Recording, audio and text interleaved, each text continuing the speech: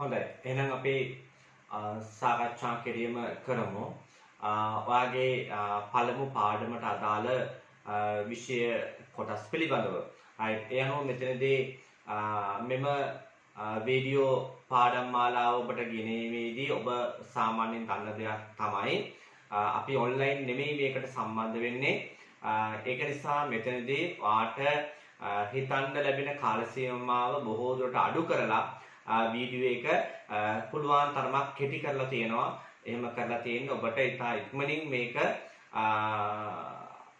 ඉගෙන ගැනීම සහ මේ වීඩියෝ එක ඉක්මනින් බලලා අවශ්‍ය දේවල් තේරුම් ගැනීම කරන්න. right. ඒ අනුව අපි මෙතනදී පළමුවෙන් අපේ පාඩමේදී සාකච්ඡා කිරීම කළේ ඉංග්‍රීසි භාෂාව කෙටි කාලයක් තුළ ඉගෙන ගැනීමේදී වැදගත් වෙන කරුණු පිළිබඳව. ඒ අනුව මම මෙතනදී ඔබට විශේෂයෙන් පැහැදිලි කිරීම කළා. ඒ අනුව ඉංග්‍රීසි භාෂාව නිර්මාණය වෙලා තියෙන්නේ වාක්‍ය වර්ග දෙකකින් කියලා. ඒ අනුව මේ වාක්‍ය වර්ග දෙක අපි හැඳින්වුවේ කොයි විදිහටද? ප්‍රධාන ක්‍රියාපදයක් සහිත වාක්‍ය, ඒ වගේම ප්‍රධාන ක්‍රියාපදයක් රහිත වාක්‍ය. එතකොට ඔබ ප්‍රධාන ක්‍රියාපදයක් සහිත වාක්‍ය කියලා කියනකොට එතෙන්දී ඔබ දන්නවා අපි go කියලා කිව්වොත්, come කියලා කිව්වොත්, sleep කියලා කිව්වොත්, arrange කියලා කිව්වොත්, answer කිව්වොත්, blame කියලා කිව්වොත්, think කියලා කිව්වොත් මේ සියල්ල මොනවද? ප්‍රධාන ක්‍රියාපද. එතකොට මෙවැනි ප්‍රධාන ක්‍රියාපදයක් සහිත වාක්‍ය, ඒ වගේම මෙවැනි ප්‍රධාන ක්‍රියාපදයක් රහිත වාක්‍ය කියලා වාක්‍ය වර්ග දෙකක් තමයි ඉංග්‍රීසි භාෂාවේ තියෙන්නේ. ඒ අනුව කෙටි කාලයක් තුළ ඉංග්‍රීසි ඉගෙන ගැනීමේදී වැදගත් වෙන කරුණු වලින් පළවෙනි කරුණ මොකක්ද? ඉංග්‍රීසි භාෂාව නිර්මාණය වෙලා තියෙන්නේ ප්‍රධාන වාක්‍ය වර්ග දෙකකින් කියලා ඔබ දැනගත යුතුයි. right. ඒ තමයි අංක 1. එතකොට අපි මේවට අදාළ උදාහරණ එකක් දෙකක් කතා කරොත් එහෙනම් මෙතෙන්දී දැන් අපි කියනවා මේ විදිහට ගුරුවරයා උගන්වනවා. ඒතර උගන්වනවා කියන ක්‍රියාව එතන තියෙනවා. මල්ලි සෙල්ලම් කරනවා. සෙල්ලම් කරන ක්‍රියාව එතන තියෙනවා. right. ඔවුන් පාඩම් කරනවා. පාඩම් කරනවා කියන ක්‍රියාව තියෙනවා. එහෙනම් අන්න එවැනි වාක්‍ය අපි කියන්නේ ප්‍රධාන ක්‍රියාපදයක් සහිත වාක්‍ය කියලා. එතකොට ප්‍රධාන ක්‍රියාපදයක් රහිත වාක්‍ය මොනවද කියලා බැලුවොත් මම ඉන්නේ කාමරේ කියලා කියනවා. තාත්තා ඉන්නේ කාර් එක ඇතුලේ කියලා කියනවා. ඔහු වැඩ ඉන්නේ ඔෆිස් එකේ කියලා කියනවා. මල්ලි ඉන්නේ ග්‍රවුන්ඩ් එකේ කියලා කියනවා. ඔය විදිහට අපි භාවිතා කරන වාක්‍ය අපි කියන්නේ ප්‍රධාන ක්‍රියාපදයක් රහිත වාක්‍ය කියලා. ඒ අනුව මෙතනදී ඔබට ඉංග්‍රීසි භාෂාවේ මුණ ගැහෙන්නේ ප්‍රධාන වාක්‍ය වර්ග දෙකයි. මොකද්ද මේ ප්‍රධාන වාක්‍ය වර්ග දෙක? එකක් ප්‍රධාන ක්‍රියාපදයක් සහිත වාක්‍ය, අනෙක ප්‍රධාන ක්‍රියාපදයක් රහිත වාක්‍ය. මේ තමයි ඔබ දැනගත යුතු පළවෙනි කරුණ. අංක 2. අංක 2 කරුණෙන් අපි කතා කරන්නේ වාක්‍ය සැකසීමේදී ඔබ දැනගත යුතු විශේෂ කාරණාවක් පිළිබඳව. right. ඒ තමයි දැන් අපි හිතමු මෙහෙම යම් පුද්ගලයෙක් හෝ සතෙක්, ඒ වගේම යම් ස්ථානයක් හෝ දෙයක්. එතකොට මේ කරුණු හතර ගැන කියනකොට ඔබට මතක් වෙන්න ඕනේ nouns වල definition එක පිළිබඳව. right. එතකොට අපි nouns define කරනකොට nouns නිර්වචනය කරනකොට මෙතනදී අපි කියන්නේ පුද්ගලයෙක්, සතෙක්, ස්ථානයක් හෝ දෙයක් හැඳින්වීමට පාවිච්චි කරන විශේෂ වචනයක් කියලා තමයි කියන්නේ. ඒ අනුව මෙතනදී පුද්ගලයෙක් හෝ සතෙක් කිව්වම පණ තියෙනවා. right. එතකොට ස්ථානයක් හෝ දෙයක් කියලා කිව්වම පණ නැහැ. right. එහෙමනම් මෙතෙන්දී පණ තියෙන පුද්ගලයෙක් හෝ යම්කිසි සතෙක් ඔයා ඉන්නවා කියලා කියනවා නම් යම් තැනක ඉන්නවා කියනකොට, යම් තැනක හිටියා කියනකොට, යම් තැනක ඉඳීවි කියනකොට අන්න එතනදී ඒ පිළිබඳව ප්‍රකාශ කරන සෑම වාක්‍යයක්ම ප්‍රධාන ක්‍රියාපදයක් රහිත වාක්‍යයක් කියලා ඔබ තේරුම් ගත යුතුයි. පුද්ගලයෙක් හෝ සතෙක් ඉන්නවා කියනවා, සිටියා කියනවා, ඉඳීවි කියනවා. මේ සෑම වාක්‍යයක්ම ප්‍රධාන ක්‍රියාපදයක් රහිතයි. right. ඒ වගේම යම් ස්ථානයක් හෝ දෙයක් තියෙනවා කියනවා, තිබුණා කියලා කියනවා, තියේවි කියලා කියනවා. ඒ සෑම වාක්‍යයක්ම ප්‍රධාන ක්‍රියාපදයක් රහිතයි. මේක තමයි අපි ඉංග්‍රීසි භාෂාවේ කතා කරන වැදගත් කරුණු වල දෙවෙනි කාරණාව. ඒ තමයි පුද්ගලයෙක් හෝ සතෙක් ඉන්නවා, සිටියා, ඉඳීවි, ඒ වගේම ස්ථානයක් හෝ දෙයක් තියෙනවා තිබුණා තියේවි කියලා ප්‍රකාශ කරනකොට ඒ සෑම වාක්‍යයක්ම ප්‍රධාන ක්‍රියාපදයක් රහිත වාක්‍යයක් කියලා ඔබ තේරුම් ගත යුතුයි. අපි උදාහරණ ගත්තොත් මේ හතරෙන්ම අපි කියනවා තාත්තා කාමරේ ඉන්නවා. තාත්තා කාමරේ හිටියා. තාත්තා කාමරේ ඉඳීවි. right මල්ලි ග්‍රවුන්ඩ් එකේ ඉන්නවා. මල්ලි ග්‍රවුන්ඩ් එකේ හිටියා. මල්ලි ග්‍රවුන්ඩ් එකේ ඉඳීවි. right පූසා වහලේ උඩ ඉන්නවා. පූසා වහලේ උඩ හිටියා. පූසා වහලේ උඩ ඉඳීවි. right බල්ලා ඇඳ යට ඉන්නවා. බල්ලා ඇඳ යට හිටියා. බල්ලා ඇඳ යට ඉඳීවි. right ඒ වගේම පන්සල තියෙන්නේ අපේ ගෙවල් ළඟ. පන්සල තිබුණේ අපේ ගෙවල් ළඟ. right ඊළඟට පන්සල තියෙන්නේ ගඟෙන් එහා පැත්තේ. right ඔයගේ සීළු වාක්‍ය මොනවාද? ප්‍රධාන ක්‍රියාපදයක් රහිතයි. ඊළඟට ෆෝන් එක තියෙන්නේ ඇඳ උඩ. ෆෝන් එක තිබුණේ ඇඳ උඩ. ෆෝන් එක තියෙන්නේ ඇඳ උඩ. right අන්න ඒ ආකාරයේ සීළු වාක්‍ය ප්‍රධාන ක්‍රියාපදයක් රහිතයි කියලා ඔබ පළමුවෙන්ම තේරුම් ගත යුතුයි. හරි. දැන් අපි බලමු එහෙනම් තුන්වෙනි කාරණාව කෙරෙහි. තුන්වෙනි කාරණාවේදී අපි කතා කරන්නේ කිසියම් පුද්ගලයෙකුට, සතෙකුට, ස්ථානයකට හෝ දෙයකට තියෙන අයිතියක් ප්‍රකාශ කිරීම පිළිබඳව. එතකොට අයිතිය ප්‍රකාශ කිරීමේදී ඒ සඳහා භාවිතා වෙන සෑම වාක්‍යයක්ම අනිවාර්යයෙන්ම ප්‍රධාන ක්‍රියාපදයක් සහිත වාක්‍යයක් කියලා ඔබ තේරුම් ගත යුතුයි. දැන් උදාහරණයක් ගත්තාම අපි කියනවා මගේ තාත්තට කාර් එකක් තියෙනවා. right මගේ තාත්තට කාර් එකක් තිබුණා. මගේ තාත්තට කාර් එකක් තියේවි. right ඇයට සහෝදරයෙක් ඉන්නවා. ඇයට සහෝදරයෙක් හිටියා. ඇයට සහෝදරයෙක් ඉඳීවි. right අපි ඉස්කෝලේට ලොකු ග්‍රවුන්ඩ් එකක් තිබුණා. අපි ඉස්කෝලේ ලොකු ග්‍රවුන්ඩ් එකක් තියෙනවා. අපි ඉස්කෝලේ ලොකු ග්‍රවුන්ඩ් එකක් තියේවි. right ඊළඟට එයාට ලස්සන ගයක් තියෙනවා. එයාට ලස්සන ගයක් තිබුණා. එයාට ලස්සන ගයක් තියේවි. ඔය විදිහට අපි කතා කරන සෑම වාක්‍යයක්ම අනිවාර්යයෙන්ම ප්‍රධාන ක්‍රියාපදයක් සහිත වාක්‍යයක් බව ඔබ අනිවාර්යයෙන්ම දැනගත යුතුයි. මේක විශේෂ ලක්ෂණයක් තියෙනවා. බොහෝ වෙලාවට කර්තෘ සමග ට යෙදෙනවා. යෙදෙන්නේ නැති අවස්ථා තියෙනවා. දැන් උදාහරණයක් ගත්තාම මගේ තාත්තට කාර් එකක් තියෙනවා. right කියලා කියනකොට තාත්තට කර්තෘත් එක්ක ට යෙදෙනවා. right ඒ වගේම අපේ ඉස්කෝලේ ලොකු ග්‍රවුන්ඩ් එකක් තියෙනවා. කියනකොට එතනදී හැබැයි මෙතනදී අපේ ඉස්කෝලේට කියලා අපි කියනවා. නමුත් මෙතනදී හැමෝම ඒක ප්‍රායෝගිකව ඒක භාවිතා කරන්නේ අපේ ඉස්කෝලේ ලොකු ග්‍රවුන්ඩ් එකක් තියෙනවා කියලා තමයි සාමාන්‍යයෙන් කියන්නේ. ඉතින් ඒක නිසා කර්තෘ සමග බොහෝ අවස්ථාවලදී ට යෙදෙනවා. එතනදී ට යෙදෙනට නොයෙදෙන අවස්ථාවක් තියෙනවා. ඒ වගේම විශේෂයෙන් ඔබ දැනගත යුතු කරුණ වෙන්නේ මේකෙදි කතා කරන්නේ අයිතියක් පිළිබඳවයි කියලා. ඒ අනුව කිසියම් අයිතියක් ප්‍රකාශ කරන සෑම වාක්‍යයක්ම ප්‍රධාන ක්‍රියාපදයක් සහිත වාක්‍ය ලෙස තමයි ඔබ ඒ අනුව හඳුනාගත යුතු වෙන්නේ. right ඒ අනුව අපි මේ වෙනකොට කරුණු තුනක් සාකච්ඡා කිරීම කරලා අවසන් වුණා. ඊළඟට මෙතනදී අපි කතා කරන්න ඕනේ ඉතිරි විශේෂ කරුණු පිළිබඳව. right ඒ අනුව මෙතනදී අපි හතරවෙනි කරුණ ඉදිරියට කතා කරන්නේ මෙන්න මේ වගේ දෙයක්. දැන් බලන්න මෙතෙන්දී බොහෝ ක්‍රියාපද ගත්තාම කිසියම් චලනයක් තියෙනවා. right එතකොට යම්කිසි චලනයක් දැන් උගන්වනවා කියනකොට ඔයාලට උගන්වන බව පේනවා. හරිද? ඒ වගේම කතා කරනවා කියනකොට කතා කරන බව පේනවා. යනවා කිව්වම යන බව පේනවා. ලියනවා කිව්වම ලියන බව පේනවා. හරිද? නමුත් මෙතනදී බොහෝ ක්‍රියාපද ප්‍රමාණයක් තියෙනවා. කිසිදු චලනයක් අපිට පේන්නේ නැහැ. right ඒවා අපි හඳුන්වන්නේ මානසික ක්‍රියාකය කියලා. දැන් උදාහරණයක් ගත්තොත් අපි කියනවා අවශ්‍යයි කියලා. ඒ වගේම නැත්නම් වුවමනායි කියලා කියනවා. ඒක අවශ්‍යතාවය කියන එක ඇති වෙන්නේ හිතේ. වුවමනාව කියන එක ඇති වෙන්නේ හිතේ. ආදරය කරනවා කියලා කියනවා. ඒතර ආදරය කරනවා කියලා කියන එක මොකක්ද? භෞතිකද? නෑ. එතකොට ඒක මානසික ක්‍රියාවක්. ආදරය කරන්න ඕනේ මනසින්. හිතෙන් ආදරය කරන්න ඕනේ. ඒක මෙතනදී යම් යම් ක්‍රියාකාරකම් වලින් පෙන්වන්න යන්න පුළුවන්කම නැහැ මෙතනදී ගත්තාම. right. එතකොට ඒක දැනෙන දෙයක්. ඊළඟ අපි ගත්තාම මතක් කරනවා කියලා කියනවා. කෙනෙක් මතක් කරන බව කාටවත් පේන්නේ. කෙනෙක් යමක් අමතක කරනවා. අමතක කරනවා කියන එක කාටවත් පේනවද? කාටවත් පේන්නේ නැහැ. නේද? එතකොට ඔය ආකාරයට ගත්තාම අපි කතා කරන සෑම ක්‍රියාවක්ම අපි කියන්නේ ප්‍රධානක ඔය සෑම ක්‍රියාවක්ම අපි කියන්නේ කිසිදු චලනයක් පේන්නට නැති ක්‍රියාවක් කියලා. එහෙනම් ඔබ දැනගත යුතු කාරණාව තමයි අංක 4ට කිසිදු චලනයක් නොපෙන්වන ක්‍රියාපදත් තියෙනවා කියලා. ඒවත් අපි සලකන්නේ ප්‍රධාන ක්‍රියාපදයක් සහිත වාක්‍ය කියලා. ඒවා භාවිතා කරලා වාක්‍ය හදනකොට ඒවා ප්‍රධාන ක්‍රියාපදයක් සහිත වාක්‍ය ගණයට තමයි අපි අයත් කරන්නේ. right.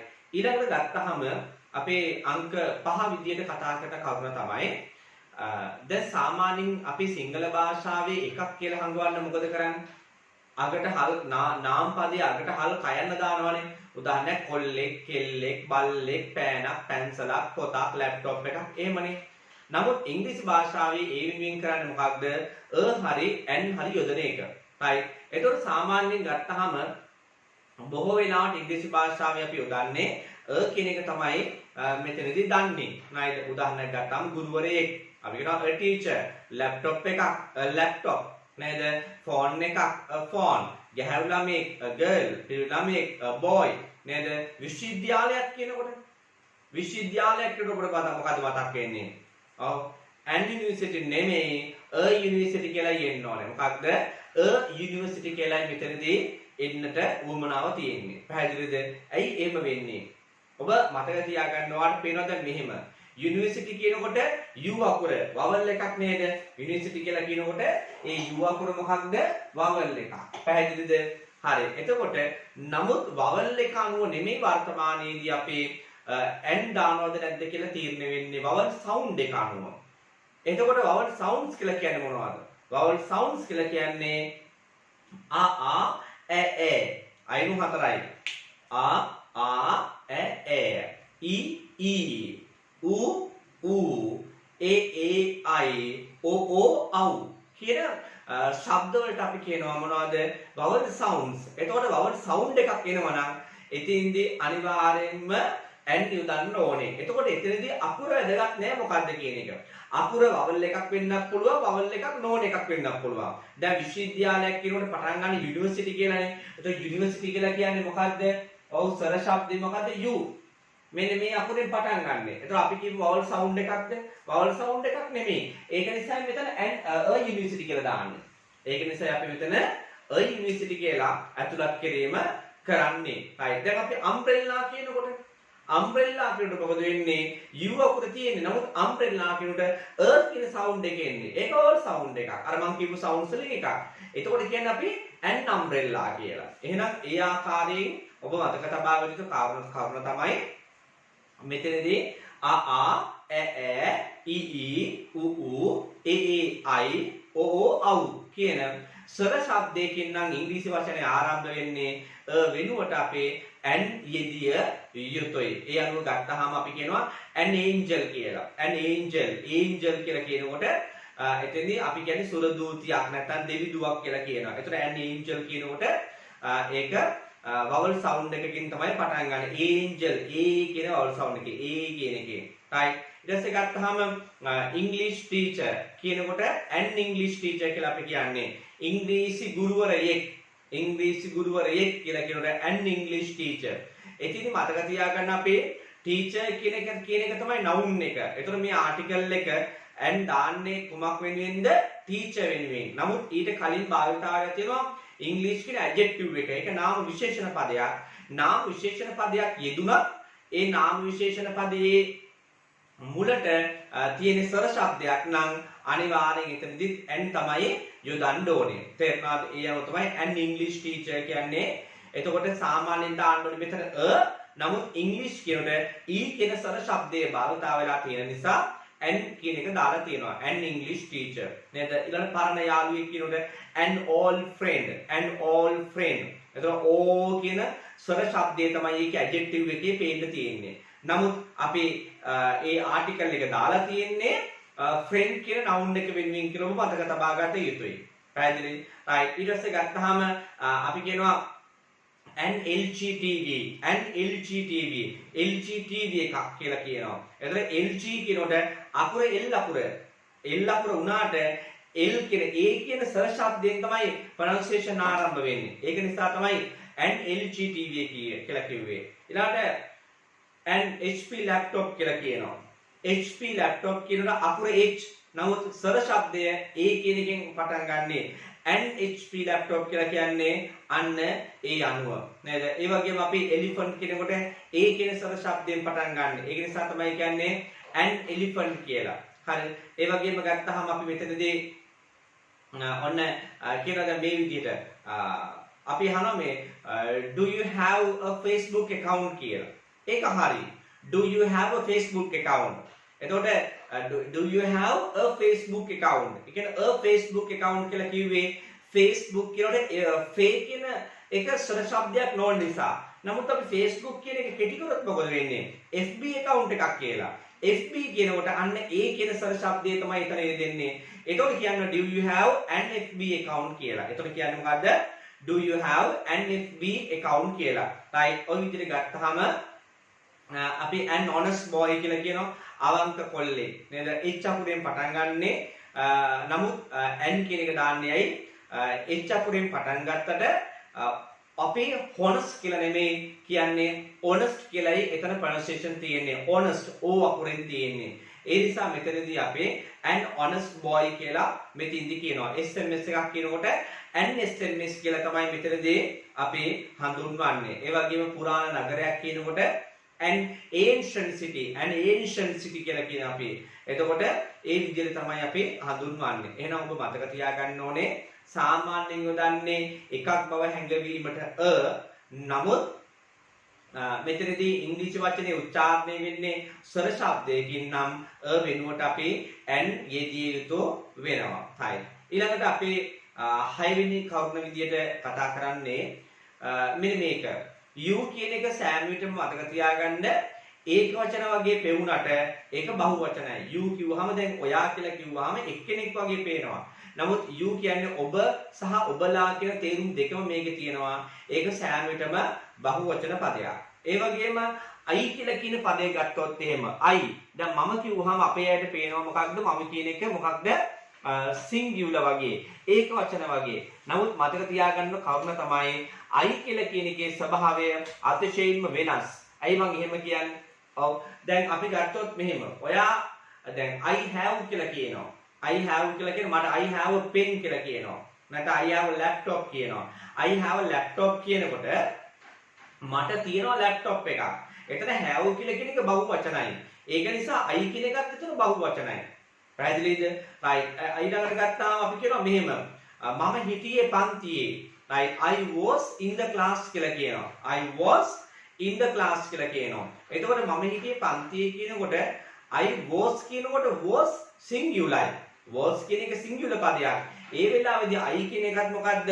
singular. එහෙනම් මතක තියාගන්න I කියන එක අපේ singular සහ plural කියන අවස්ථා දෙක යටතේම භාවිතා වෙනවා කියලා. ඒක තමයි ඔබ දැනගත යුතු එතන විශේෂ කාරණාව. I කියන එක අපි ඒක වචන බහු වචන කියලා වර්ග කරන්න යන්නේ නැහැ. මොකද ඒක singular සහ plural කියන අවස්ථා දෙකේදීම භාවිතා වෙන නිසා.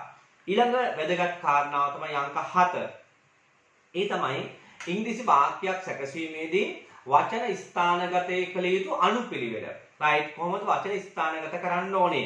right අන්න එතනදී අනුපිළිවෙල අපි කියනවා පළමුවම cut through කියන පදය යෙදිය යුතු වෙනවා. right ඊළඟට අපි ඔයාලට වගුවක් දෙනවා. දෙවෙනියට දාන්නේ වගුවේ පදය. right එනු cut through වගුව. ඊට පස්සේ තියෙනවා හිස්තැන් දෙකක්. right ඊට පස්සේ අවසාන වශයෙන් දින සහ කාලවකවානු තමයි මෙතනදී වාක්‍ය යොදන්නේ. ඒ අනුව පළමුවෙන්ම දාන්නේ cut through, දෙවෙනුව වගුව, තුන්වෙනුව හිස්තැන් දෙකක් තියෙනවා.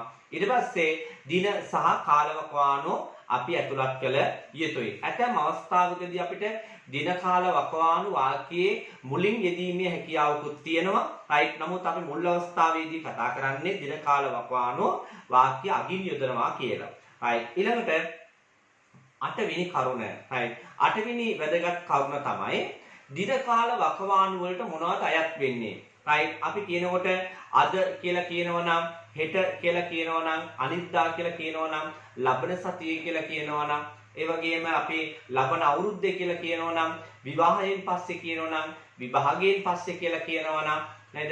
එතකොට මේ සෑම දෙයක්ම අපි කියන්නේ මොනවද? දින සහ කාලවකවානු වලට අයිති වෙන දේවල් කියලා. එතකොට මේ දින කාල වකවානු වලට අයිති වෙන දේවල් අපි දාන්නේ කොහෙද? වාක්‍යයේ අවසානයේට. ඒ වගේම අපි අංක 9ට කතා කරන්නේ අර හිස්තැන් දෙකට යෙදෙන පද සම්බන්ධව. හරි. ඒ හිස්තැන් දෙකට පද යෙදීමේදී අපි ගත්තොත් දැන් හිස්තැන් දෙකේ දාන්නේ අපි යම් හිස්තැනකට යෙදෙන්නේ මෙහෙම මේ වගේ පදයක්. දැන් යනවා කියලා පදයක් තියෙනවා නම් හිස්තැනට දෙන්නේ ඊළඟ යන්නේ කොහේද කියන එක. දන්නවා කියලා කියන පදයක් යෙදෙනවා නම් හිස්තැනට දන්නේ මොනවද කියන එක. ඊළඟ මිලදී ගන්නවා කියලා පදයක් යෙදෙනවා නම් හිස්තැනට දාන්නේ මිලදී ගන්නේ මොකක්ද කියන එක. කනවා කියලා යෙදෙනවා නම් පදයක් හිස්තැනට දාන්නේ කන්නේ මොනවද කියලා. ඉන්නවා කියලා යෙදුනොත් එතෙන්දී හිස්තැනට කොමක් දෙන්නේ? ඉන්න තැන කොතනද? හිටියා කියලා ගත්තොත් හිටපු තැන කොතනද? අන්න ඒ වගේ ඔයා ප්‍රායෝගික භාවිතයක් මෙතනදී අවබෝධ කරගත යුතු වෙනවා. ඊළඟට වාට අංක 10 විදියට අපි කතා කරන කාරණාව තමයි මෙතනදී අපි හිතමු මෙහෙම. එක වාක්‍යයක ක්‍රියාපද කීපයක් තියෙනවා.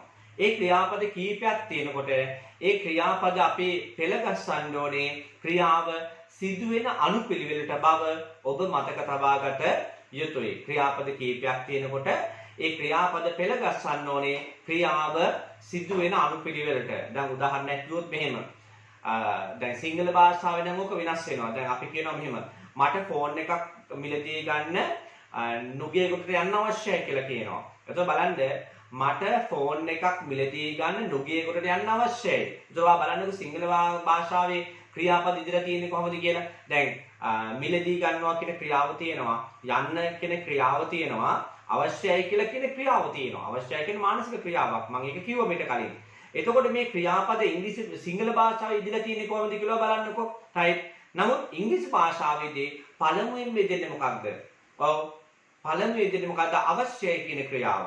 right. මොකද මුලින්ම ඇති වෙන්නේ අවශ්‍යතාවය. හරි කෙනෙකුට අවශ්‍යතාවය ඇති වෙන්නේ. දෙවෙනි සැරේ එයා ෆෝන් එක ගන්න නම් එයා අනිවාර්යයෙන් මේ අදාළ තැනට යන්න ඕනේ. දෙවෙනි එක තමයි යනවා කියන ක්‍රියාව. තුන්වෙනිව තමයි එයා මිලදී ගන්නේ. එයානෝ මිලදී ගන්නවා කියන ක්‍රියාව තුන්වෙනි එක. මේ තමයි ඉංග්‍රීසි භාෂාවේ ක්‍රියාපද දෙන අනුපිළිවෙල. ඒ කියන්නේ ක්‍රියාව සිදුවෙන අනුපිළිවෙලටම අනිවාර්යෙන් වාක්‍ය තුල ක්‍රියාව යෙදිය යුතු වෙනවා. පැහැදිලිද? ක්‍රියාව සිදුවෙන අනුපිළිවෙලටමයි එතින්දී වාක්‍යයක් තුල ක්‍රියාව යොදන්නේ. සිංහල භාෂාවේ එහෙම නැහැ. හරි. ඒ අනුව මෙතිදි ගත්තාම මුලින්ම අවශ්‍යතාවය ඇති වුණා. දෙවෙනි සැරේ නුගේගොඩට යනවා. තුන්වෙනි සැරේ හොඳ තැනකින් බලලා මිලදී ගන්නවා. පැහැදිලිද? ඔය තමයි ක්‍රියාවන් යොදන අනුපිළිවෙල. ඊළඟට අංක 11 යටතේ අපි කතා කරන්නේ මේක ඉතා වැදගත් කරුණක්. නමුත් මේ ගැන ඉදිරියේදී අපි නැවත සාකච්ඡා කරනවා. ක්‍රියාපද දෙකක් එක ළඟ යෙදෙනකොට ඒ ක්‍රියාපද දෙක සම්බන්ධ වෙන්න ඕනේ. ඒ සම්බන්ධ වීමේදී බොහෝ වෙලාවට අපි යොදන්නේ මොකක්ද? to කියන පදය. බොහෝ වෙලාවට අපි යොදන්නේ මොකක්ද?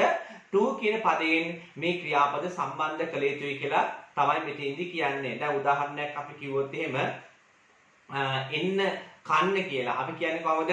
come to eat කියලා. right. එතකොට යන්න අවශ්‍යයි කියලා කිව්වොත් එහෙම කොහොමද කියන්නේ? want to go කියලා. right. එතකොට අන්න ඒ වගේ ක්‍රියාපද දෙකක් එක ළඟ යෙදෙනකොට ඒ මැදට to යොදනවා කියන දේවා තේරුම් ගත යුතුයි. 12 වෙනි කාරණාව තමයි අපි වාට කිව්වා ඉංග්‍රීසි භාෂාවේ තියෙන වාක්‍ය වර්ග දෙකයි කියලා. ප්‍රධාන ක්‍රියාපදයක් සහිත සහ ප්‍රධාන ක්‍රියාපදයක් රහිත වාක්‍ය. ප්‍රධාන ක්‍රියාපදයක් රහිත වාක්‍ය හදනකොට ඔයා am, is, are, was, were, will be කියන පද වලින් එකක් භාවිතා කළ යුතුයි. ඒ නියමිත කාලයට අනුව වර්තමාන අතීත අනාගත කාලයට අනුව අන්නේ කියන පද වලින් එකක් භාවිතා කළ යුතුයි. ඒ වගේම ඔයා ප්‍රධාන ක්‍රියාපදයක් සහිත වාක්‍යයක් නම් භාවිතා කරන්නේ ඒකේ මුලින් කතා කරන අවස්ථාව තමයි ඔබ පළමු තීරුවේ ක්‍රියාපදයක් එහෙම නැත්නම් දෙවන තීරුවේ ක්‍රියාපදයක් හෝ will සමග පළමු තීරුවේ ක්‍රියාපදයක් භාවිතා කළ යුතු වෙනවා. ඔයාට මේ උන්ට ලැබිලා තියෙන අපේ verb list එක. ඒ verb list එකේ පළමු තීරුව කියන්නේ වර්තමාන කාල ක්‍රියාපද, දෙවෙනි තීරුව කියන්නේ අතීත කාල ක්‍රියාපද, තුන්වෙනි තීරුව කියලා කියන්නේ past participle කියන ස්වරූපය. right. අපි මෙතනදී කතා කරන්නේ නැහැ තුන්වෙනි තීරුව ගැන. දැම්මම මුල් ක්‍රමවේදයේ යටතේ ඔබට මතක් කරන්නේ ක්‍රියාපදයක් සහිත වාක්‍ය හදනකොට ක්‍රියාපද ලැයිස්තුවේ පළමු තීරුවේ ක්‍රියාපදයක් හෝ ඒකේ දෙවෙනි තීරුවේ ක්‍රියාපදයක් හෝ will සමග පළමු තීරුවේ ක්‍රියාපදයක් භාවිතා කරලා අපි වාක්‍යය සැකසිය යුතුයි කියලා. එහෙනම් මේ කරුණු තමයි ඔබ පළමුවෙනි පාඩමේ පළමු කොටස හැටියට මතක තබා ගත යුත්තේ. ඔය කරුණු ටික අතිශයින් වැදගත් ඉංග්‍රීසි භාෂාව ඉක්මනින් ඉගෙනීම සිදු කරනවා නම් එහෙනම් මෙතනදී මේ ටික ඔබ ඉතා හොඳින් මතක තියාගෙන ඊළඟ කොටසට අපි යා යුතු වෙනවා. හොඳයි. එහෙනම් ඊළඟට අපි බලමු ඔබට පළවෙනි පාඩමේ අපි ඊළඟට උගන්වන්නේ මොකක්ද කියන එක. අපි මෙතනදී සාකච්ඡා කරන්න බලාපොරොත්තු වෙන්නේ ඉංග්‍රීසි වාක්‍යයක් නිර්මාණය කිරීමේදී අනුගමනය කළ යුතු පියවර සම්බන්ධයෙන්. right. ඒ අනුව මෙතනදී අපි ඉංග්‍රීසි වාක්‍යයක් ගොඩනැගීමේදී පළමු පියවර ලෙස හඳුනාගත යුතු වෙන්නේ ඔබ ප්‍රකාශ කරන්න යන අදහස ප්‍රධාන ක්‍රියාපදයක් සහිත වාක්‍යයක්ද ප්‍රධාන ක්‍රියාපදයක් රහිත වාක්‍යයක්ද කියලා හඳුනාගත යුතුයි කියන එක. ඒ කියන්නේ ඔයා කල්පනා කරන්න ඕනේ ඔයා කියන්න යන්නේ ක්‍රියාපදයක් තියෙන වාක්‍යයක්ද ප්‍රධාන ක්‍රියාපදයක් තියනවද මේකේ ප්‍රධාන ක්‍රියාපදයක් නැද්ද? ඒ අනුව ඔයා එනම් ගමන් මාර්ගය මෙතනදී වෙනස් වෙනවා. ඒ අනුව අංක 1 පියවර තමයි ප්‍රධාන ක්‍රියාපදයක් සහිත වාක්‍යයක්ද ප්‍රධාන ක්‍රියාපදයක් රහිත වාක්‍යයක්ද කියන එක හඳුනා ගැනීම. ඊළඟට මේකෙදී අපි ගණන ගන්න ඕනේ දෙවෙනි කරුණ තමයි ඔයා මේ කියන්න යන වාක්‍ය කොයි කාලයට අයිති වාක්‍යයක්ද? ඒ කියන්නේ වර්තමාන දහසක් තියෙන වාක්‍යයක්ද වර්තමාන කාල වාක්‍යයක්ද මේක අතීත කාල වාක්‍යයක්ද මේක අනාගත කාල වාක්‍යයක්ද කියන එක. ඒක තමයි දෙවෙනි පියවර. තුන්වෙනි එකේදී ඔයා කල්පනා කරන්න ඕනේ මෙතනදී මේ කියන්න යන අදහසේ කර්තෘ ඉන්නවා නම් ඒ කර්තෘ කියන එක ඒක වචනද බහු වචනද? මොකද කර්තෘ ඒක වචනද බහු වචනද යන්න අනුව ඊළඟට යොදන පදය අනිවාර්යයෙන්ම වෙනස් වෙන්න පුළුවන්. right. ඒක නිසා ඒක වෙනස් වෙන අවස්ථා තියෙනවා. right. නමුත් බොහෝ වෙලාවට ඒක වෙනස් වෙන්න පුළුවන්. ඒක වචනද බහු වචනද කියන එක අනුව මෙතින්දී ඊළඟට දාන පදේ ඔබට හඳුනා ගන්න සිද්ධ වෙනවා. ඊළඟ හතරවෙනි පියවර තමයි ඔබ වගුවට නියමිත පදයක් හඳුනාගත යුතු වෙනවා. දැන් අපේ වාට දීලා තියෙනවා මුලින්ම කර්තෘ දාන්න ඊළඟට වගුව දාන්න කියලා. වගුවේ පදේ දාන්න කියලා. මේ වගුවට යෙදෙන පදය ඔබ ඊටා හොඳින් හඳුනාගත යුතු වෙනවා. right. ඒ අනුව මෙතනදී ඒක හඳුනා ගැනීමේ ක්‍රමවේදය ඔබට අපි සාකච්ඡා කරනවා පන්තියේදී. මම චූටි මතක් කිරීමක් මෙතනදී කරන්නම්. දැන් ඔයා හිතන්නකෝ මෙහෙම. ඔයා කියන්න යන වාක්‍ය අපි හිතමු ක්‍රියාපදයක් රහිත වාක්‍යයක්. ප්‍රධාන ක්‍රියාපදයක් රහිත වාක්‍යයක්. හරිද? එහෙනම් වගුවට එන්න ඕනේ මොකක්ද? am is are was were will be වලින් එකක්නේ. right. ඒ අනුව මෙතෙන්දී අපි හිතමු දැන් ක්‍රියාපද රහිත වාක්‍යයක්. හරිද? මේ ක්‍රියාපද රහිත වාක්‍ය අපි හිතමු අතීතයි කියලා. අතීතයි. එහෙනම් ක්‍රියාපද රහිත වාක්‍යයක් නම් am is are was were will be වලින් එකක් එන්න ඕනේ. ඒක අතීත කාල වාක්‍යයක් නම් අපිට පද ගොඩාක්ම අයින් කරලා පද දෙකක් විතරක් වෙන් කර ගන්න පුළුවන්. මොකක්ද? was හරි were හරි. දැන් කල්පනා කරනවා was the word. ඒක තීරණය වෙන්නේ තුන්වෙනි පියවර මොකක්ද? කර්තෘ ඒක වචනද බහු වචනද දානුව. කර්තෘ ඒක වචන නම් was දානවා. කර්තෘ බහු වචන නම් මොකක්ද? were දානවා. එහෙනම් දැක්කද වා මෙතෙන්දී වගුවට නියමිත පදය හඳුනාගත්තු විදිය. right. ඉස්සරලා මොකද කරේ? අපි හඳුනාගත්තා කොයි කාලේ වාක්‍යයක්ද කියලා. කොයි කාලේ වාක්‍යය ඒ කියන්නේ මේ කොයි වර්ගයේ වාක්‍යයක්ද කියලා. කොයි වර්ගයේ වාක්‍යයක්ද?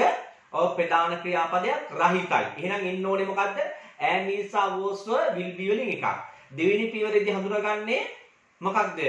ඔව් ඒක ඇයිතර කොයි කාලයේද? අතීතයි කිව්වහම එන්නේ was were දෙක විතරයි.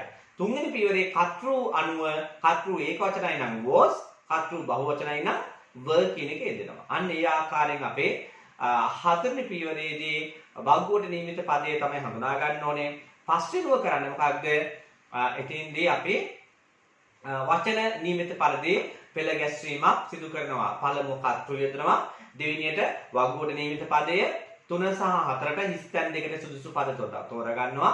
පස්වෙනිව මොනා කරනවද? දින කාලවකවානුව අපි යොදනවා. right. ඔය ආකාරයෙන් තමයි වාක්‍යයක වචන පෙළ ගැස්වීම කරන්නේ. විශේෂයෙන් ඔබට මම දෙයක් මතක් කරනවා. ඔබ අනිවාර්යයෙන්ම මම වගුව ඔබට ලබා දීලා තියෙනවා. right ඔබ අනිවාර්යෙන් වගුව තමන්ගේ පොතේ සටහන් කරගත යුතුයි. ඒකට වෙනම පිටුවක් තියාගෙන වගුව මොකක්ද කියලා ඉගෙනගෙන දැනගෙන ඒ වගුව වාගේ සටහන් පොතේ සටහනක් විදිහට දාගත යුතුයි. right ඒ අනුව අපේ වාක්‍යයක් හදන ක්‍රියාපිළිවෙල තමයි ඒ හඳුනා ගැනීම සිදු කරන්නේ. හොඳයි. දැන් අපි සාකච්ඡා කිරීම කරන්න යන්නේ පළවෙනි පාඩමේ ඊළඟ කොටස පිළිබඳව. right ඒ තමයි ඔබට preposition පිළිබඳව අවබෝධයක්, නිපාත පද පිළිබඳව අවබෝධයක් අනිවාර්යයෙන්ම තිබිය යුතුයි. ඔබ ඉක්මනින් ඉංග්‍රීසි කතා කිරීම කරනකොට ඔබ විශේෂයෙන් මතක තියාගන්න අපි ඔයාලට preposition උගන්වනවා අවස්ථා දෙකක් යටතේ. එතකොට එකක් මේ ස්පෝකන් වලට අදාළ කොටස සහ ඊළඟට ගත්තාම අපි ඇඩ්වාන්ස් ඉංග්‍රීසි ග්‍රැමර් වලදී ඔබට preposition වෙනම ආපහු නැවත සාකච්ඡා කිරීම කරනවා. ඒ අනුව දැන් ඔබ මේ වෙලාවේදී ඉගෙන ගන්නේ වර්තමානයේට අපිට වැදගත් වෙන ආකාරයට. right එහෙමනම් මෙතනදී ඔබ ලියාගත යුතුයි මේ preposition සම්බන්ධව සියලු කරුණු විස්තරාත්මකව. right එහෙමනම් අපි සාකච්ඡා කිරීම පළවෙනි preposition එක තමයි on කියලා කියන පදය. ඔබ මොනවද හිතන්නේ on කියන පදය සම්බන්ධව? ඔබ මෙතනදී විශේෂයෙන් මතකයේ තියාගන්න on කියන එක භාවිතා කරන්න පුළුවන් අපිට යම් කිසි දෙයක් උඩ නැත්තම් මත කියලා ප්‍රකාශ කිරීමේදී අපි on the table කියලා කියනවා, on the chair කියලා කියනවා, on your head කියලා කියන්න පුළුවන්, on the roof කියලා කියන්න පුළුවන් නේද? ඔන්න වගේ on the car කියලා කියන්න පුළුවන්, on the road කියලා කියන්න පුළුවන්. යම් කිසි දෙයක් උඩ යම් දෙයක් මත කියලා කියනකොට අපි on පාවිච්චි කරනවා. ඒ වගේම අපි සතියේ දවස් ගැන ප්‍රකාශ කරනකොට right දැන් අපි ගත්තොත් අපි හැම වෙලේ අපි නිකන් Monday කියන්නේ අපි කියන්නේ on Monday, on Tuesday, on Wednesday. example එකක් ගත්තොත් අපි කියනවා අපේ course එක තියෙන සිකුරාදා කියලා. කොහොමද කියන්නේ උතර? ඔව් our course is on Friday. කොහොමද කියන්නේ? our course is on Friday. එහෙමයි කියන්න ඕනේ. මගේ උපන්දිනේ තියෙන්නේ ඉරිදා. කොහොමද අපි කියන්නේ? my birthday is on Sunday. කොහොමද කියන්නේ? my birthday is on Sunday. අන්න ඒ විදිහට අපි on කියන එක දානවා සතියේ දවස් ගැන කතා කරනකොට. ඒ වගේම මාසයේ දින ප්‍රකාශ කිරීමේදී on first, on second, on third අන්න ඒ වගේ තමයි යෙදිය යුත්තේ. දැන් උදාහරණයක් ඔන්නවා කියනවා මගේ උපන්දිනේ තියෙන අප්‍රේල් 1 වෙනිදා කියලා. කොහොමද කියනවා? ඒක my birthday is on 1st of April. කොහොමද කියන්නේ? my birthday is on 1st of April. right අපේ පන්තිය පටන් ගත්තේ අපි කියනවා 10 වෙනිදා. right 10 වෙනිදා අපි දුන් දෙසැම්බර් 10 වෙනිදා කියලා කියනවා. කොහොමද කියන්නේ? our class was started. අපේ පන්තිය පටන් ගත්තා කියලා කියනකොට අපි එක passive voice වාක්‍ය. right කොහොමද කියන්නේ? our class was started. our class was started on 10th of December. on 10th of December. අන්න ඒ ආකාරයෙන් අපේ සතියේ දවස් ගැන ප්‍රකාශ කරනකොට ඒ වගේම මාසයේ දින ප්‍රකාශ කරනකොට උඩ සහ මත කියන එක ප්‍රකාශ කරනකොට on භාවිතා කරන බව ඔබ ඉතා හොඳින් දැනගත යුතුයි. ඒ වගේම ඊළඟට යෙදෙන පදය තමයි under කියන පදය. under කියන පදය ගත්තොත් ඒකේ ඔයා ලියා ගන්න ඕන තේරුම යට ඇලෙලා යටතේ කියලා. යට ඇලෙලා යටතේ කියලා ඔයා ලියා ගන්න ඕනේ. ඒ කියන්නේ යම් කිසි දෙයක් යට කියලා කියනකොට යටතේ කියලා කියනකොට අපි under පාවිච්චි කරනවා. right උදාහරණයක් ගත්තොත් අපි කියනවා under the chair කියලා කියනවා නේද? හරි පුටුව යට under the table කියලා කියනවා. මේසේ යට නේද? ඒ වගේම අපි කිව්වොත් එහෙම under the manager කියලා. under the manager කියලා කිව්වොත් එහෙම ඒක කළමනාකරු යට නෙමෙයි. කළමනාකරු යටතේ. අන්න ඒව under the manager කියලා කියන්නේ මොකද්ද? කළමනාකරු යටතේ කියලා කියන එක. හරිද? හරි. under the rules කියලා කියනවා. under the rules කියලා කියනවා. ඒ කියන්නේ මොකද්ද? නීති වලට යටත්ව කියලා කියන්නේ. තේරෙනවද? නීති වලට යටත්ව under the rules කියලා කියනවා. අන්න ඒ ආකාරයට අපි යට කියලා කියනකොට යටතේ කියලා කියනකොට අපි අනිවාර්යයෙන්ම under පාවිච්චි කරනවා. ඊළඟට ඔබ දන්න කරුණක් තමයි near කියලා කියනකොට ලියාගන්න ළඟ ඇරෙලා අසල කියන අදහස ප්‍රකාශ කිරීමේදී near පාවිච්චි කරනවා. near the temple, right? near the Cowell, හරි. ඒ වගේම ගත්තා near the school අන්න ඒ වගේ කියනකොට. ඊළඟ to කියන අද වචනයට අදාළව to කියන එක භාවිතා කරද්දී අපි ගොඩක් වෙලාවට දැන් බොහෝ අවස්ථාවන් තියෙනවා. මෙතනදී අපි කතා කරන්නේ ස්පෝකන් වලට අයත් වෙන කොටස ට කියන සහ න කියන අදහස ප්‍රකාශ කිරීමේදී. දැන් උදාහරණයක් පන්සලට to the temple. ඊළඟ අපි කියනවා මෙතනදී පන්තියට to the class කියලා කියනවා. අන්න ඒ වගේ ට කියන අදහස ප්‍රකාශ කිරීමේදී භාවිතා වෙනවා. to Nugegoda, to Australia, to Sri Lanka අන්න ඒ වගේ අපි to භාවිතා කරනවා. ඒ වගේම දැන් අපි මෙහෙම දැන් එන්න කන්න කියලා කිව්වොත් එහෙම කියන්නේ කොහොමද?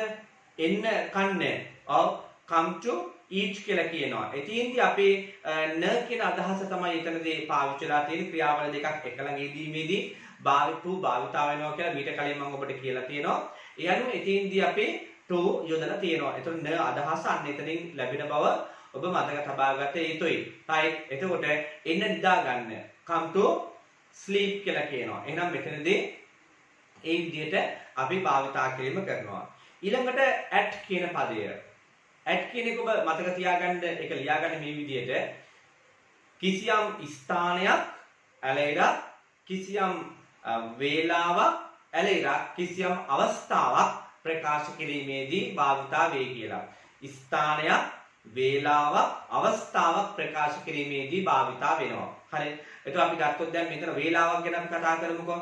දැන් අපි කියනවා 2:30ට කියලා කියනකොට at 2:30 කියලා කියන්නේ. 2:30 කියන්නේ කොහේ? at 2:30, at 4:30, at 6:30 අන්න ඒ වගේ අපි at කියන එක භාවිතා කරනවා වේලාවක් ගැන කියනකොට.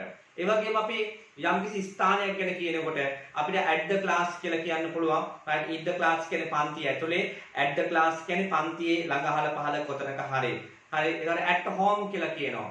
හරිද? යම් ස්ථානයක් ගැන කියනකොට at the bus stand කියලා කියනවා.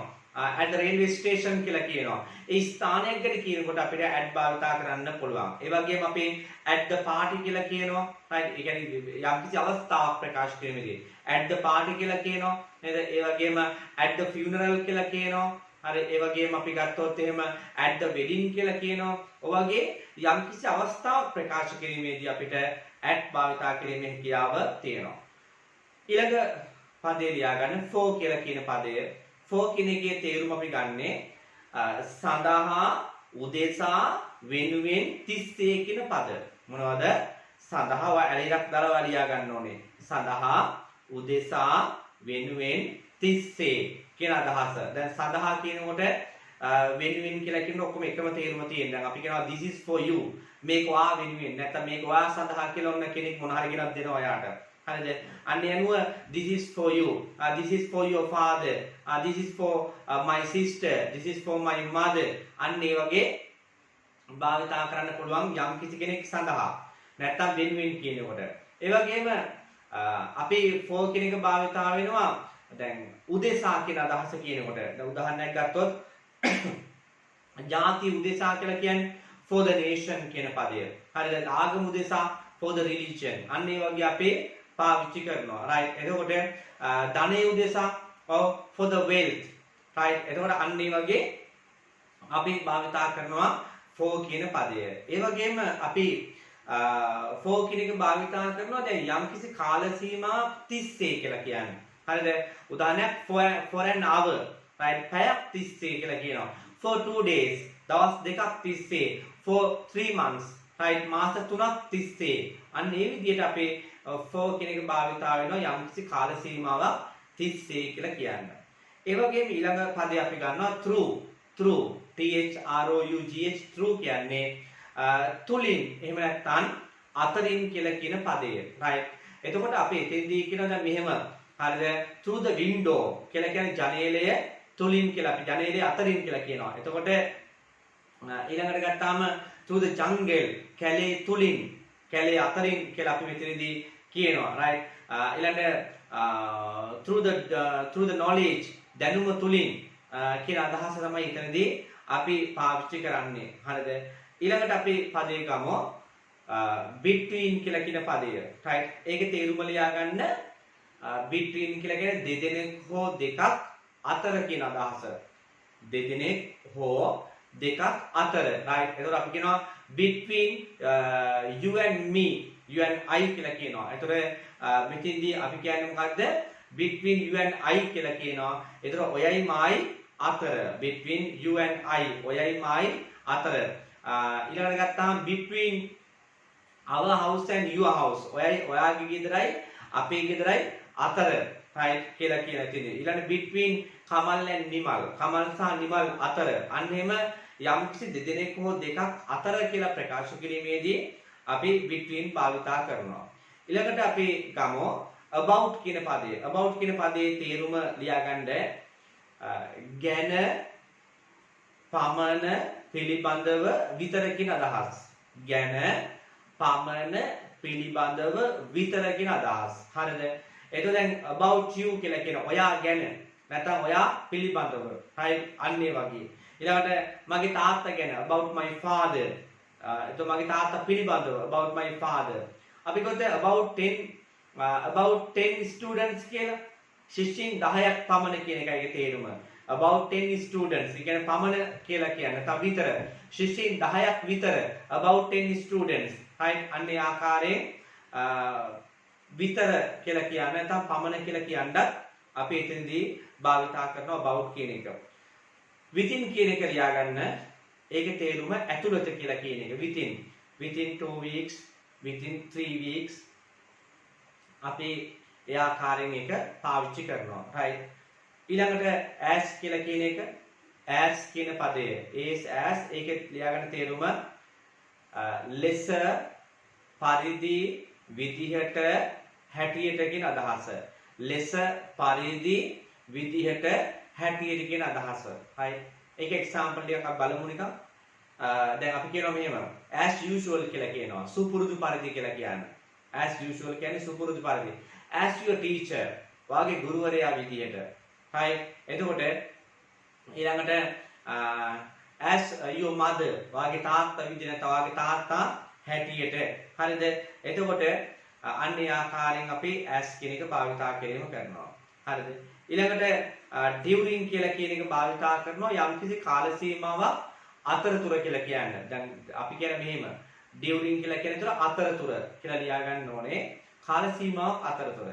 during කියලා කියන්නේ කාල සීමාවක් අතරතුර කියන එක. දැන් අපි කියනවා during the interval. විවේක කාලය අතරතුර කියලා කියනවා. හරිද? during this month මේ මාසයේ අතරතුර කියලා කියනවා. අන්න ඒ වගේ. ඊළඟට among කියන වචනේ භාවිතා කරනවා අපි among කියලා කියන්නේ පිරිසක් හෝ කීපයක් අතර කියන අදහස දෙන්න. right among කියන එක භාවිතා කරන්නේ පිරිසක් හෝ කීපයක් අතර කියලා කියන්නේ. among these students මේ ශිෂ්‍යයන් අතර කියලා කියන්නේ. එතකොට among people මිනිසුන් අතර, among animal සතුන් අතර, right among lions සිංහයන් අතර, right අන්න ඒ වගේ කියනකොට අපි among කියන වචනේ භාවිතා කරනවා. හරිද? ඊළඟ වචන ලියාගන්න in කියලා කියනකොට in කියන වාක්‍යයේ ඒ කියන්නේ preposition එකේ තේරුම in කියලා කියන එකේ තේරුම අපි කියනවා තුල ඇතුලේ ඒ වගේම මාසයක් ප්‍රකාශ කිරීමේදී වර්ෂයක් ප්‍රකාශ කිරීමේදී අපි in භාවිතා වෙනවා කියලා මෙතෙන්දී තියෙනවා. හරිද? in එතකොට ලියාගන්න ඒවා තේරුම ලියාගන්න in කියලා කියන්නේ තුල ඇතුලේ මාසයක් ප්‍රකාශ කිරීමේදී වර්ෂයක් ප්‍රකාශ කිරීමේදී. දැන් අපි කියනවා in the class කියලා කියනවා. right එතකොට පන්ති ඇතුලේ කියන එක තමයි කියන්නේ. හරිද? හරි. එතකොට ඊට ගත්තාම අපි කියනවා මෙතනදී in the box කියලා. එතකොට පෙට්ටිය ඇතුලේ කියන එක තමයි ඊ අදහස් වෙන්නේ. කියන්නේ යම් කිසි දෙයක් තුල in the room කාමරයේ ඇතුලේ. අන්න ඒ වගේ මෙතෙන්දී අපි යම් කිසි දෙයක් තුල ඇතුලේ කියන අදහස ප්‍රකාශ කරන්න in භාවිතා කරනවා. ඒ වගේම දැන් මාසයක් ගැන කියනකොට අපි දැන් in March, in October, in November එහෙම තමයි භාවිතා කරන්නේ. දැන් උදාහරණයක් අපි කියනවා December වල කියලා. කොහොමද කියන්නේ? in December, මාර්තු වල, in March අන්න එහෙම තමයි මෙතනදී ඒක භාවිතා කරන්නේ. ඒ වගේම අපි අවුරුද්දක් ගැන කියනකොටත් in දානවා කියලා ඔබ මතක තියාගන්න. එතෙන්දී අපි කියන්නේ දැන් in 2010 2010 in 2020 2020 අන්න එහෙම තමයි අපි මේක භාවිතා කරන්නේ. ඊළඟ වචනේ ලියා ගන්න beyond කියන එක. B E Y O N D beyond කියන්නේ එහායින් නැත්නම් ඔබ්බෙන් කියන එක.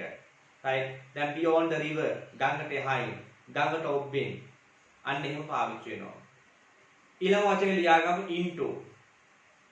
into කියලා කියන්නේ ඇතුළට කියන අදහස දෙන්නේ. into the room. room එක ඇතුළට. into the box. පෙට්ටිය ඇතුළට. අන්න ඒ වගේ අදහස් ප්‍රකාශ කිරීමේදී භාවිතා වෙනවා. ඊළඟ onto. onto කියලා කියන්නේ උඩට කියලා කියන එකයි. right? එතකොට onto the box කියලා කියනවා පෙට්ටිය උඩට කියන එක. onto the roof කියලා කියනවා වහලේ උඩට. අන්න එහෙම onto කියන එකේ තේරුම උඩට කියලා කියන එක. after කියලා කියන එකේ තේරුම දන්නවා පසුව. right? after me කියලා කියන්නේ මට පසුව කියලා කියන එකයි. right? හරි. එතකොට after a month මාසයකට පස්සේ කියලා කියනවා. right? අන්න ඒ වගේ භාවිත after the exam විභාගයට පස්සේ කියලා භාවිතා වෙනවා. before කියලා කියන්නේ ලියා ගන්න පෙර අලෙලක් කලින් කියන එක. පෙර අලෙලක් කලින්. before the exam විභාගයට කලින්. right? ඒතර before your arrival ඔයාගේ පැමිණීමට පෙර. right? before lunch දවල් කෑමට පෙර. අන්න ඒ වගේ භාවිතා වෙනවා. behind කියලා කියන එකේ තේරුම ලියා ගන්න. behind කියන්නේ පිටුපසින් කියන එකයි. behind the door, behind the computer, right? එතකොට behind the room අන්න ඒ වගේ භාවිතා වෙනවා. in front of කියන එක ලියා ගන්න. in front of කියලා කියන්නේ ඉදිරිපිට. in front of the police station, in front of the post office, right? in front of you ඔන්න ඔය ආකාරයට අපි ඒක භාවිතා කරනවා. from කියලා කියනකොට යම්කිසි කෙනෙකුගෙන් කියලා කියන්නත් භාවිතා වෙනවා. ඒ වගේම යම්කිසි ස්ථානයක සිට කියලා කියන්නත් භාවිතා වෙනවා. ගෙන් ඇලෙරක් සිට කියලා දාගන්න. ගෙන් ඇලෙරක් සිට කියන අදහස දෙනවා ඒකෙදි. දැන් from my father කියන්නේ මගේ තාත්තගෙන්, right? from the minister කියලා කියන්න පුළුවන්. ඇමතිවරයාගෙන් නේද? නැත්නම් from Sri Lanka, from Kalutara, from Nugegoda අන්න එහෙම භාවිතා කරන්න පුළුවන් කොහේ ඉඳලාද කියලා කියනකොට. ඒ වගේම ඊළඟට towards කියලා කියන්නේ දෙසට. towards කියන්නේ දෙසට. and towards the road කියලා කියන්න පුළුවන්. පාර දෙසට නේ. towards my house නේද? අන්න ඒ වගේ මගේ ගෙවල් දෙසට, ගෙවල් පැත්තට කියන අදහස තමයි මේ දෙන්නේ. ඊළඟ like කියන එක භාවිතා වෙනවා වගේ කියලා කියන්නේ. like my father, right? like your father, like a ball, අන්න ඒ වගේ පාවිච්චි කරන්න පුළුවන්. ඊළඟ with කියන එක. with කියන එකේ තේරුම ලියා ගන්න සමග කියලා ලියලා ඇලිරක් දාලා තිප්පේලියක් දාලා කින් කියන එක. කින්. right. මොකක්ද ඒකේ තේරුම? දැන් අපි කියන්නේ මෙහෙම with කියන්නේ දැන් with you ඔයත් එක්ක නැත්නම් ඔයා සමග with my father මගේ තාත්තා සමග with her boyfriend ඇගේ පිරිමි යාළුවා සමග ඇගේ boyfriend සමග එහෙම කියනවනේ. ඒ වගේ අපිට යන්න පුළුවන් මෙහෙම. දැන් මේ ආකාරයෙන් කින් කියන අදහස් එන විදිහට මෙහෙම with a red pen කියලා කිව්වොත් with a red pen ඒ කියන්නේ මොකද්ද? රතු පෑනකින් කියන එක. මම කියනවා write down these notes with a red pen. right? මේ note එක ලියන්න රතු පෑනකින් කියලා කියනවා. මේ notes ලියන්න රතු පාට පෑනකින් කියලා කියනවා. ඒතකොට අපි කියන්නේ with a red pen කියලා කියනවා. හරිද? with an axe කියලා කියන්නේ පොරවකින් කියලා කියනවා. with a bucket කියලා කියන්නේ බාල්දියකින්. අන්න ඒ වගේ අපි කියලා කියන්න භාවිතා කරනවා. හරිද? ඊළඟට without කියලා කියන්නේ තොරව නැත්නම් නැතිව කියන අදහස. තොරව අලයක් නැතුව. දැන් අපි කියනවා without you ඔයාගෙන් තොරව නැත්නම් ඔයා නැතුව. without my father and without money. right? එතකොට without your idea අන්න ඒ වගේ පාවිච්චි කිරීමේ හැකියාව තියෙනවා. ඊළඟට since කියලා කියනවා.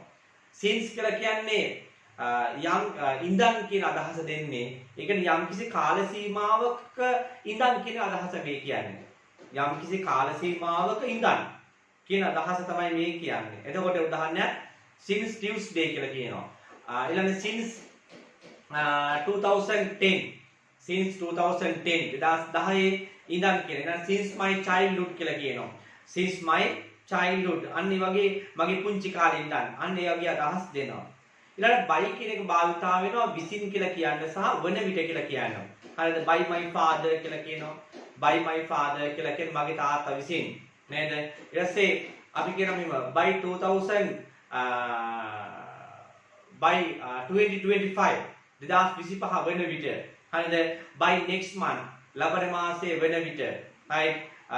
ඊළඟ by next year ලබන අවුරුද්ද වෙන විට. අන්න ඒ වගේ අපි මෙතනදී by කියන එක භාවිතා වෙනවා වෙන විට අදහස දෙන්න. ඊළඟට close to කියලා කියන්නේ මේ කිට්ටුව නැත්නම් සමීපව කියන එකයි. දැන් close to my house right මගේ නිවස කිට්ටුව my නිවස සමීපේ. එහෙනම් ඔය ආකාරයෙන් අපි close to කියන එක භාවිතා කරනවා. ඊළඟ පදය තමයි along කියලා කියන පදේ. එතන ලියාගන්න දිගේ ඇලෙලා ඔස්සේ කියලා තේරුම ලියාගන්න. දිගේ ඇලෙලා ඔස්සේ. දැන් අපි කියනවා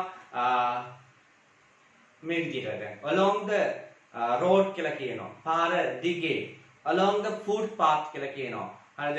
අඩිපාර දිගේ කියලා කියනවා. හරිද? ඔන්න ඔය විදිහට අපි along your information කියලා කියනවා. ඔබේ තොරතුරු ඔස්සේ. right? අන්න ඒ ආකාරයට along කියන පදය භාවිතා කරනවා. over කියලා පදේ ලියාගන්න. over කියන්නේ යම් කිසි දෙයක් උඩින් කියන එකයි. එහෙම නැත්නම් වැඩියෙන් කියලා කියන එක. උඩින් ඇලෙලා වැඩියෙන්. දැන් අපි ගත්තොත් over the fence කියලා කියනවා. වැටට උඩින්. over your head ආගේ ඔළුවට උඩින්. over the roof කියලා කියනවා. වහලේ උඩින් කියන අදහස දෙන්න. ඒ වගේම ගත්තාම දැන් මෙහෙම කියනවා. අපි කියනවා over 100 students ළමයි 100කට වැඩියෙන්. over 1000 people මිනිස්සු 1000කට වැඩියෙන්. අන්න එහෙම ප්‍රකාශ කරන්න අපි over භාවිතා කරනවා. below කියලා කියන්නේ පහළින් කියන අදහස දෙන්න භාවිතා කරන වචනයක්. below my knee කියලා කියනවා මගේ දන හිසට පහළින්. හරිද? ඊළඟට below our head කියලා කියනවා. හරිද? එතකොට අපේ ඔළුවට පහළින් කියලා තමයි මෙතනදී ඒ අදහස ප්‍රකාශ කරන්නේ. ඊළඟට across කියලා කියනවා. across කියලා කියන හරහා කියලා කියන එක. දැන් across the road, across the river අන්නේ ආකාරයෙන් අපි පාවිච්චි කරනවා හරහා කියලා කියන්නේ. ඊළඟ next කියලා කියනවා එහා පැත්තේ කියන එක ගැන කියන්න. next to our house right අපේ ගෙට එහා පැත්තේ කියලා කියන්නේ. හරිද? හරි. next to you right next me අන්නේ වගේ භාවිතා කරනවා අපි next කියන එක. හරිද? ඊළඟ අපි කියනවා to the left of කියලා කියන්නේ වම් පැත්තෙන් කියලා කියන එකයි. to the right of කියලා කියන්නේ දකුණු පැත්තෙන් කියලා කියන එකයි. එහෙනම් ওই විදිහට මෙතනදී අපි නිපාත පද පිළිබඳව හඳුනාගත යුතුයි.